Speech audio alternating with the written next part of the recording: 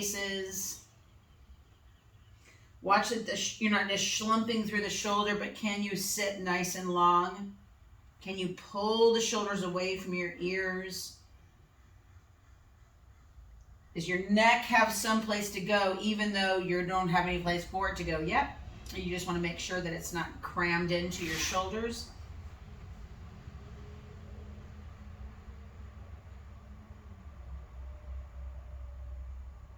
So a couple of nice, long, slow, deep breaths, really at the beginning and or at the end of any of your movement practice. So on your own, when you're moving and stuff, give yourself some opportunities to just sit. Even if you're out walking the dog or out doing a regular walk, before you go back in the house, just take a couple of breaths before you just drop everything and go off to the next thing. And just to even just slow down and give yourself, walk around the cul-de-sac or walk up the street just gently one more time, or even just go to the backyard before you go in the house. Because as soon as we get into the house, we tend to kind of get back into mode of doing.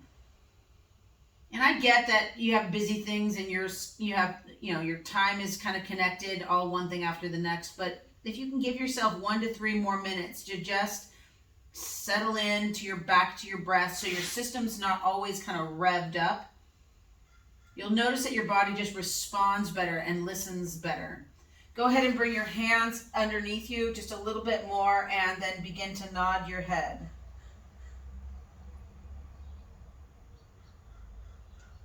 Now it's easiest here, of course, then to just notice the movement and not focusing on the breathing.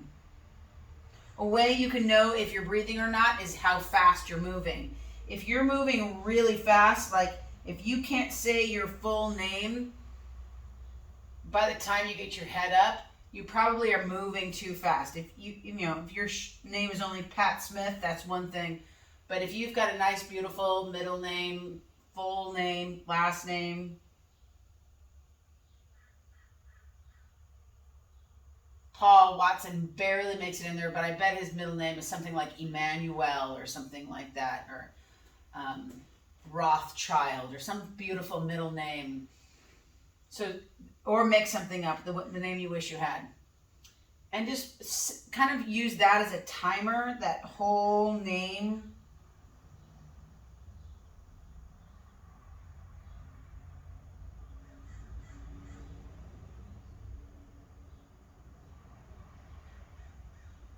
So remember, as you draw your chin in, don't let your back round so much.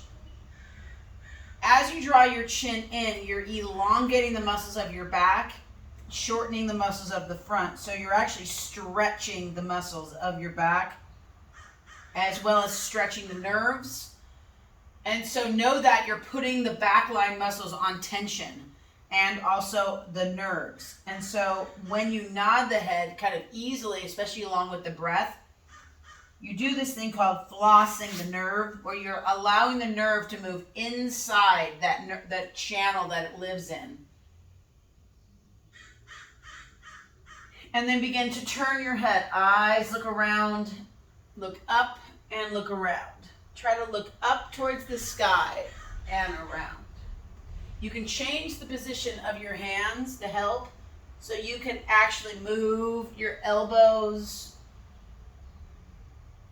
move your hands a little bit. You can even walk your hands into the direction that you're looking and see if you can get a little bit more range.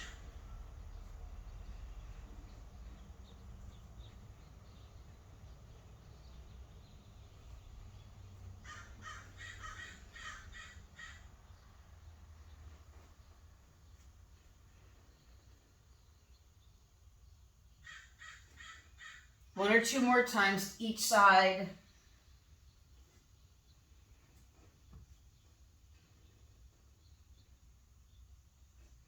And then begin to just a small knees rocking. So my toes are pointed back, and I'm really just bringing my hips out of my heels, nice and slow. I'm still trying to keep my back nice and elongated, so I'm extended in my upper back still. I'm not trying to arch my back, I'm just keeping an extended back. See if you can go a little bit bigger. Bringing your hands a little bit closer towards, your shoulders a little bit closer to your hands.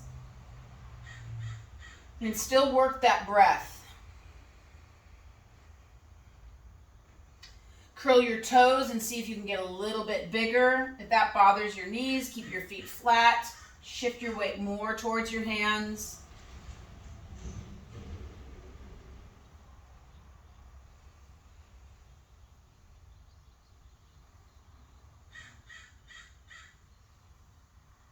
Widen out your knees and get your knees wider. You may need to move your hands further forward when you do that, so your knees are pretty wide outside your hip line. Maybe about the width of your mat.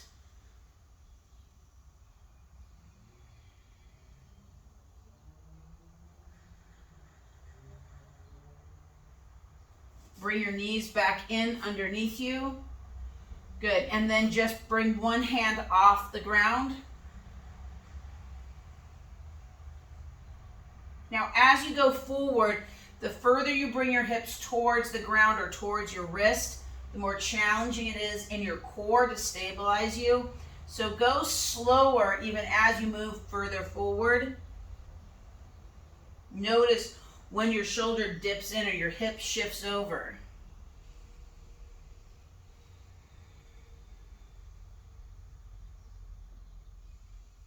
And switch hands.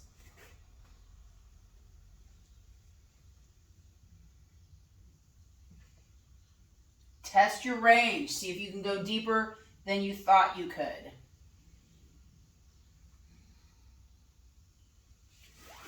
A little itch in my foot. Keep going.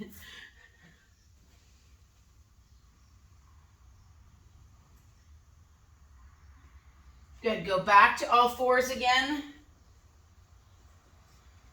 And then take one leg out, about 90 degrees to the body. And then so the bottom of your foot is flat.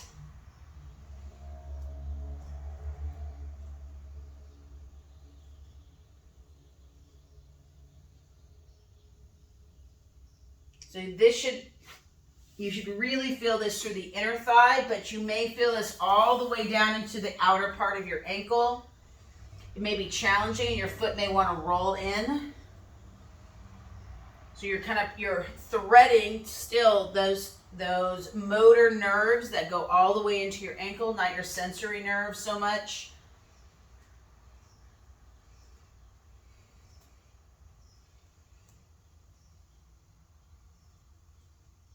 Keep that head forward. Pull from underneath the arms.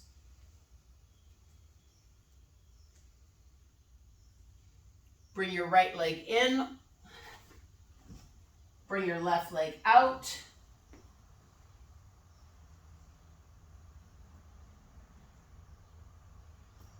Get that foot flat to the ground, sit back. Think of just that reach out and everything's coming forward. And can you, as you get deeper, can you connect deeper into the back of the hip, the inner thigh? Remember, when the inner thighs can be tight, they can pull against the outer hip and then create tension in that glute, the SI joint.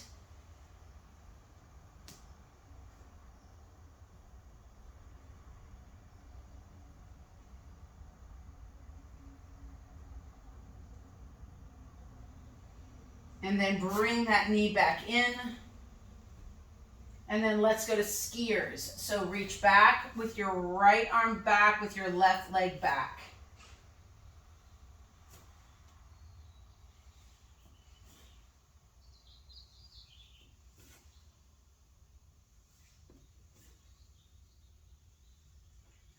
On skiers, as opposed to the way I feel like it goes, is that it's easier to end up at your full range behind you than almost when you're doing bird dogs. You kind of end up hanging. So really think of those end rings, like you could pull your hand towards past your hip line. Keep that chest up. Keep your eyes and head up as best you can. Remember, we're always trying to find space. It's not so much length, but the vertebra, in between those vertebrae, you want to keep those spaces open. So, or else they start collapsing. And kind of like, even like the edge of a hill, it doesn't collapse necessarily from the middle. Little bits start kind of collapsing. Like the edges of the spinous process start folding down. And then it kind of puts more, that slowly then you lose the continuity of the tension of the bone, and then the muscles pull harder to try to stabilize, and then you get issues with collapsed or compressed discs, degenerative discs, and so on. 2 more each side. And then pause. Let's circle around.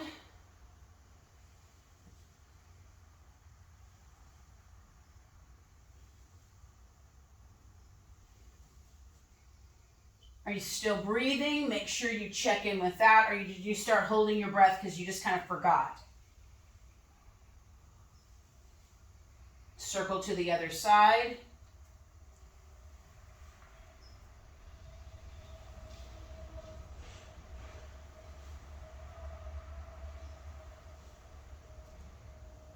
And then pause.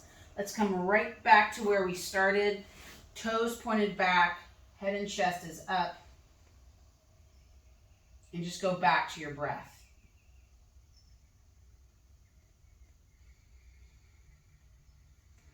Kind of nestle in.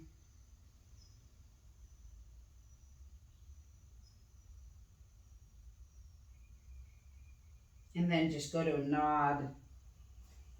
You can bring your hands up. See if that's just a little bit easier even still to nod.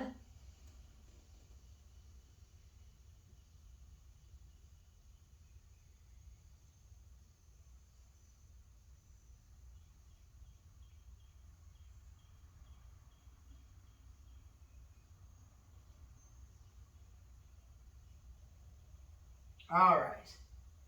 So let's get off of our hands.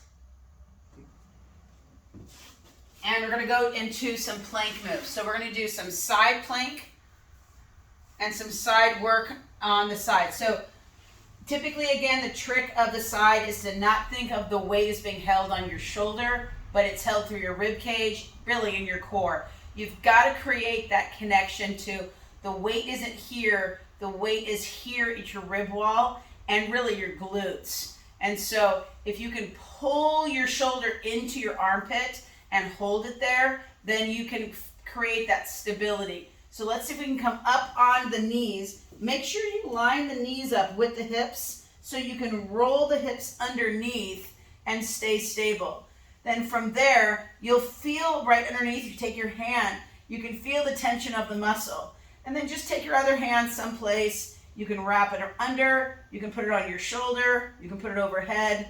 And let's just hold for about the count of 10, 9, 8, 7, 6, 5, 4, 3, 2, and down. You're just going to come up. You're just going to have the top leg extended. Bottom knee is still down. Come back up. Hold 10, 9, 8, 7, 6, 5, 4, 3, 2, and down. You're going to lift up again, but you're going to lift your top knee up or leg up. So hold up, lift that leg up. You can put your hand on your hip if it feels weird to have your hand sticking in the sky. Hold 10, 9, 8, 7, 6, 5, 4, 3, 2, and down. You may notice your glute showing up a little bit more. We're going to bring that top knee forward. So come up, extend out, bring your top knee forward, hold 10, 9, 8, 7, 6, 5, 4, 3, 2, and down. Good. Let's go to the other side. Hopefully that wasn't too weird that I kicked over my spine, like prophetic or anything like that. All right, go ahead and come to your side. Same thing again, on the knees to begin with. Watch that the neck. You can move the head just like when we do head nods and head turns if you need to. Move those so you don't get rigid in the neck. Bring yourself up. Make sure your knees are under and in line with your hips. Hold your rib cage, your shoulder, or hand to your hip as you need to. 10, 9, 8, 7, 6, 5, 4, 3, 2, and down. Extend the top leg, get long through that top leg as if you're pushing your foot into a wall. And then lift up, hold 10, 9, 8, 7, 6, 5, 4, 3, 2, and down. As we come up, the top leg will lift as well. Lift up, hold that top leg up. Hold 10, 9. You can take your top arm up and or put your hand down. 5, 4, 3, 2, and down. Bring that top knee up the next time so the knee is straight out of the hip in a 90-degree angle. Lift up, extend, bring that top knee in. Hold 10, 9, 8, 7, 6, 5, 4, 3, 2, and down. Good. Let's roll back to the first side. And we're just going to add motion to the side plank. So the beautiful thing about the side plank, different obviously than the front plank, is that you get this motion from your lifting. So you're re-establishing balance, where almost kind of how we walk. So side or oblique training is superior in some ways than to just front plank. Because there's very little things we do. We just hold ourselves front ways. But we do have to stabilize ourselves on our sides a lot, especially as we were walking. Go ahead and lift your hips up. You can still keep your knees on the ground. Take your hand behind your head and rotate your elbow towards your other fist. And then come back up. So nice and slow. We're just doing 5. And then come back up. Hold up. Rotate eyes, head, and torso down. And come back up. Do 2 more. Rotate in and down. And then back up. And 1 more. Rotate in and down. And then come back up. Stay up here in side plank. Drop your hips. Lift your hips. 10, 9, 8, 7, 6, 5, 4, 3, 2, and last one. Hold up for 10, 9, 8, 7, 6, hips forward, 5, 4, 3, 2, and down. All right. Now you know what's coming. It's a good time to go get a drink, to go to the bathroom, answer the phone, or join on in. All right, side plank, hand behind the head, open that chest, make sure those hips are forward and head is back. Very often those hips go forward, but then we still kind of round in the thoracic spine. So lift those hips up, hands behind the head, hold, and then roll in towards your bottom hand and back up for 5, 4, 3, open the chest, 2, last 1, hold up, drop your hips, lift your hips for 10, 9, 8, 7, 6, 5, 4, 3, 2, last 1, hold up, 10, 9, 8, 7, 6, 5, 4, 3, 2, and down. Good. Let's come all the way onto our back, laying all the way back.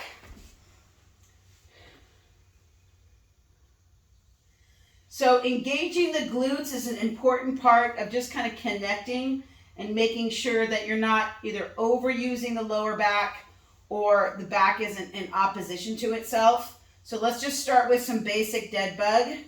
Right arm moves with left leg. So be aware as you're doing this, if your pelvis is tilted and your ribs are lifted, can you make sure your rib cage is down, pelvis is level as best for you, so you feel the flat of your pelvis on the ground. Do 2 more without moving anything, so you're not tucking and rocking in your knees. 3 more. And 2 more. And last ones. So place your hands on your knees, arms are straight. Rock your pelvis if you can. So tuck and tilt your pelvis. So that way you can see if you're moving from your knees when you're tucking your pelvis or you're actually moving from the pelvis itself. It's a nice move we do in melt because then on top of that you also have the roller underneath you, which gives you information as well. Now you've got the ground underneath you, and so you can feel a little bit of that tuck and tilt. 2 more, just tuck the pelvis and tilt. Last one, tuck the pelvis, make sure you're level, tilt back out. Now just push your knees into your hands. Flex your feet as if you've got a wall in front of you. Sink your rib cage down. Make sure your shoulders aren't flaring forward. Keep pressing, keep pressing. Don't let the knees fight. 2 more deep breaths. And again. And relax. Just let the knees drop in a little bit. Release that pressure. Take your left hand behind your left thigh. Right hand on top of your right thigh. And press and pull. Notice that you want to keep the knees level with each other. Again, press in, push out. And again, exhale. Shh. You're trying to keep those knees level, no splitting. Shh. Pull and press. Shh. Shh. And relax. Just let the knees soften. So when you add an isometric hold into something, you can actually get the muscles to readjust back. It's almost like you're putting pressure, you release, and then all of a sudden they just bounce back into place. It's actually a chiropractic and a massage technique. There's multiple names for it: NKT, MAT, muscle activation technique, all different types of ways, kind of neurological connectors to that. So it's a great way on your own to really establish balance, especially in the pelvis. You can do it with other things, your hands, your shoulders, your neck, and so on. This is one of the more accessible ones. Again, press and pull. Left hand now on top, right hand behind. Press and pull. Shh. Exhale. Shh. One more time. Exhale. Shh. And release. So as I'm talking, I'm actually giving you a chance to rest for a second. It's an ideal way to go. You don't always want to just jump in from one side to the next and jump into the next side. So giving yourself the opportunity to just settle in. So one more time, let's do dead bugs. Right arm moves with left leg. It might feel a little bit more even as you lower the leg. If you're ever getting clicking in the pelvis, you can't tell if it's in the pelvis, the hip, the glute, or where, the iliacus, the iliopsoas. You don't know exactly where it's coming from. Do that back reset, and that very often will just reset that back so it's not trying to strain to find equanimity on the right and left sides. Do 3 more, right arm and left leg. Breathe. Last one here. Good. Take your arms out wide below your shoulder line just a little bit and begin to rock from side to side. Now you can move your eyes in opposition. You can even move your eyes away from your knees. So as my knees go down to my right, I'm looking up to my left corner. These are great ways to work your vestibular system while you're doing something else as well. So I'm kind of keeping my head in place, but I'm moving my eyes. Great way to activate and move your vestibular. So those mechanisms in your ear and where it meets in the middle of the brain. 2 more to each side, so you can get a little bit lower without losing balance in the pelvis.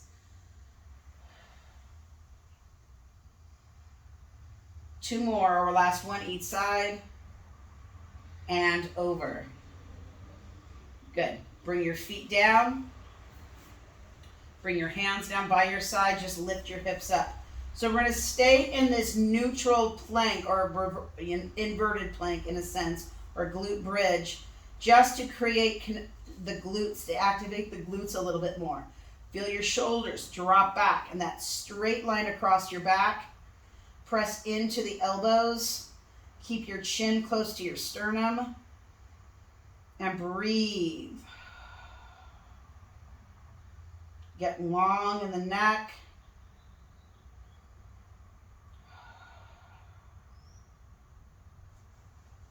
Just hold. If you want a more stable, you can press into the elbows, the upper arms. Just make sure you're not shrugging into your neck.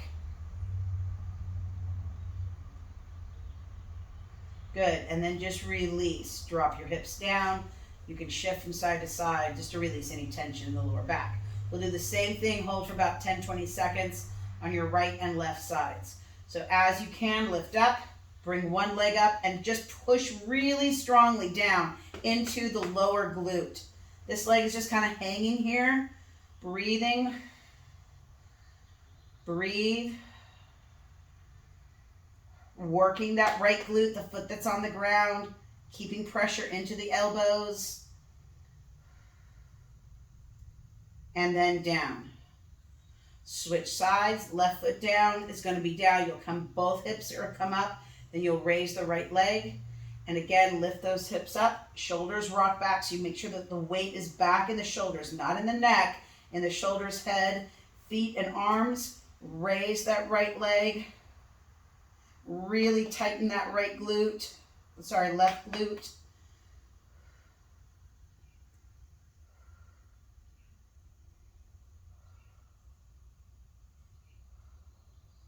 And down.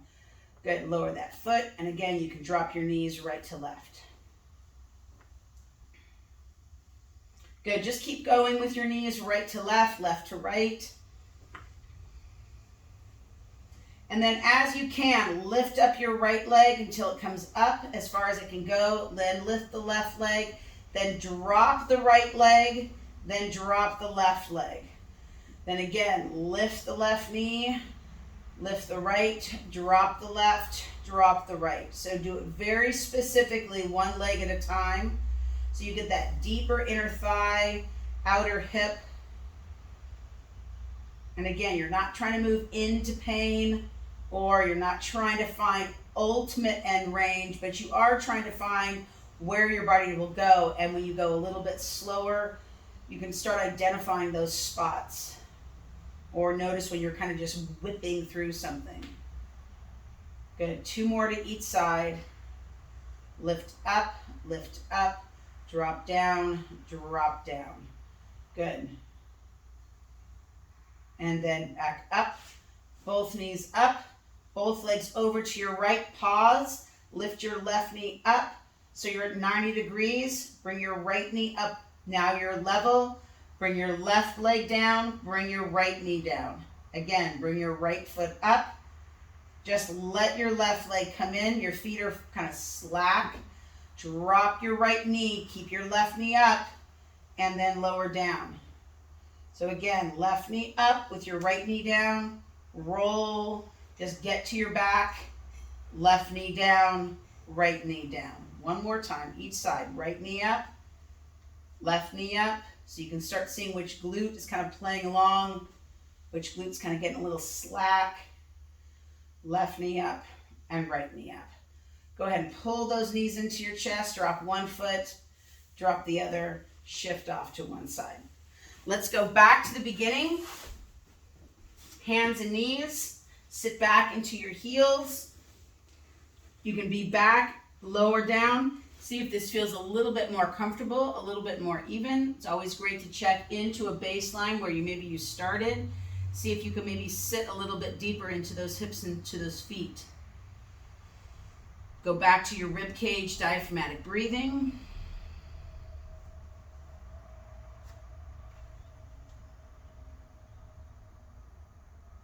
Come up, go back to a head nod.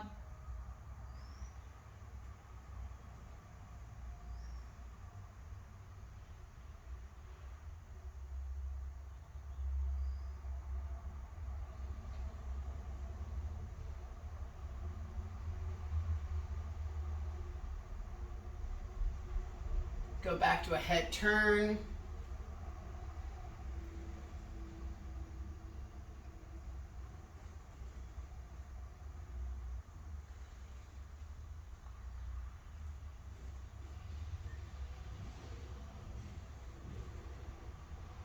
and then pause. Good. Slide your hands out. Just come in for a knees rocking. Toes can be curled under.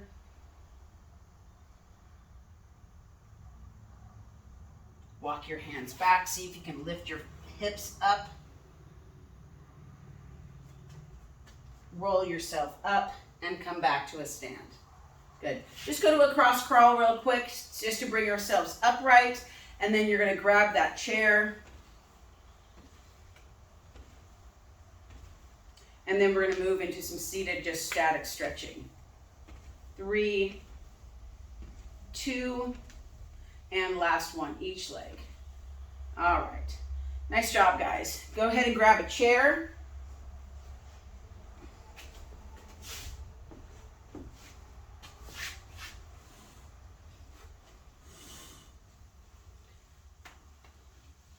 So I'm just going to kind of turn it at a slight angle so you can kind of see what's going on behind me. Make sure you're sitting towards the edge of your chair. If you have a couch, if you have a table, sit on whatever you have to sit on. And make sure that you lean back, but you're not tipping back. So you want to have this tall kind of posture so your pillar is nice and square. Start with your hands on your knees and just press your hands into your knees. But lift your chest up. So again, you're activating the abdomen, breathing, inhale, just like when we were on the ground at 90-90. Shh. Lift up, exhale, shh. One more deep breath. Exhale, shh. And release. Now, you won't be able to see it very well, but I want you to get into your glutes a little bit and squeeze. So you're just going to squeeze. It'll lift you up a little bit. You'll see me move up a little bit. So just squeeze those glutes as you're sitting there. Tighten up those glutes. Hold 10, 9. Just squeeze them in. 8, 7, 6, 5, 4, 3, 2, and down. So again, it's just a small motion. So squeeze your glutes. Squeeze, you'll lift up just a tiny bit. 10, 9, 8. You might feel your hamstrings. You might feel your shoulders have to rebalance. 4, 3, 2, and down. I'll tell you, for you, it may feel the same way. It's hard to keep them connected, keep them gripped. One more time. 10, 9, 8, 7, 6. Squeeze them in. 5, 4, 3, 2, and down. All right, just take your right leg out so it's nice and long. Sit up out of your right hip and hinge forward. So there's no rounding in the back. Keep the torso tall. And then just roll that foot in towards the center. Breathing. So you're getting an elongation all the way down the outer thigh, outer hip. And then see if then from here you can roll the ankle in and get into those motor nerves that are down in the outside of that ankle. You may even be able to see some of the tensional pull from the fascial line as well as the nerve and muscle line. Recenter the foot and come back up. Let's switch and do the other side. Extend the leg out, get tall, hinge forward. So at first it's just kind of a hamstring stretch. Then from the hip, turn the foot in like you're going kind of towards 2 o'clock. And then roll the ankle as if you're bringing the big toe towards the other big toe. Towards, like the big toe's turning in even more towards 3 o'clock. So again, it's a big stretch on the outer part of the entire hip and calf and ankle. You got these peroneus muscles up the outside of the calf that are connected into your sciatic nerve line as well. And then rotate the hip center and then back up. One more time each side. Lift up nice and tall. Work the hinge from the hip. Push through the heel. Roll the hip. Turn the foot. Try not to collapse. Get long. Feel that extension through the crown of the head. That reaching through the back of the hip. The rib cage is central. For some of you, you may feel tingling. You may feel burning, or you may feel numbness because we're really pulling and stretching that nerve line. And then again, release and come back up. You can roll the ankle if you need to, if it bothers you at all. but it's a great way to get length out of the back line of the body without kind of standing up and doing it. Hinge forward, tilt that foot in, roll that ankle, get that pull. I'll call it a stretch, get that length. You can maybe see these muscles at the top, the extensors and flexors of the calves.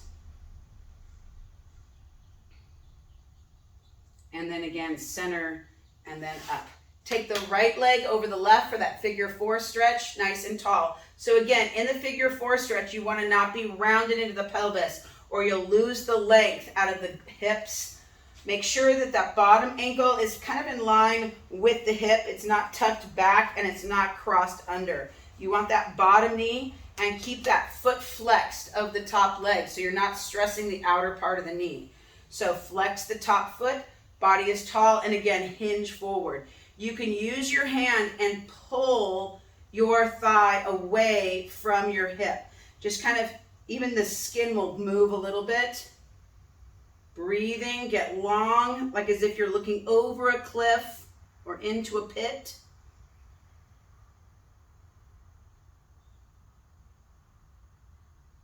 And then gently come back up.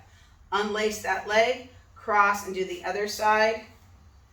Sitting nice and tall, pulling those hips back nice and tall. And then again, flex, keep that knee in line with the hip, press down gently, tip over, and then press out and away like you're pulling your thigh away from your hip.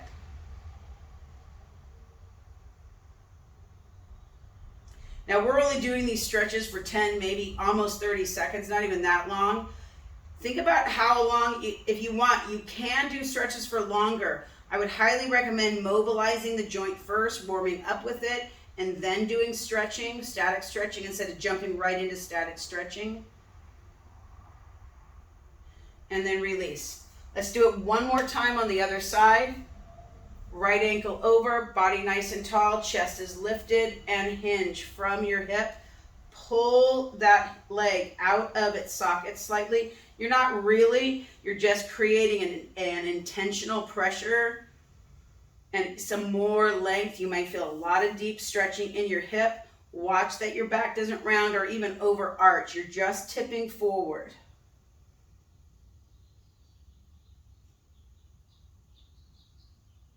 And then return to center, and then the other leg. Nice and tall, chest is lifted, watch that pillar, flex that foot, make sure you're set up. Setup is always important. Measure twice, cut once, breathing. I can do it in all things movement, but I don't even know where my measurements are. I don't know where a measuring tape is in my entire house ever. So I guess, use my thumb. My thumb is about 1 inch. I figured out my spread of my fingers is about 7 inches. Man, I'd be a horrible carpenter. I'm glad God didn't come for me to build an ark or anything like that. I don't know, cubit, 7, I don't know, my finger spread, sure. And then come back up. All right, both legs stretch out. We're almost done here, guys. Both legs lengthen and then hinge. So think of this almost like an upright, downward facing dog. Lengthen through the crown of the head, through the heels, through the hips, back. So it's these 3 spaces through the outside of the heels, straight back towards the back of the chair and out the top of the head. Get long. Breathing. And then come all the way back up. Slide your feet in. Just give, without moving the knees and the hips, rotate towards your right or left. Big breath. Just to expand the wall of the rib cage. Watch that the knees don't cave. Look center. Rotate to the other side. Again, I'm not pulling my knees across. I'm just using my leg as an anchor. Rotate. Big breath.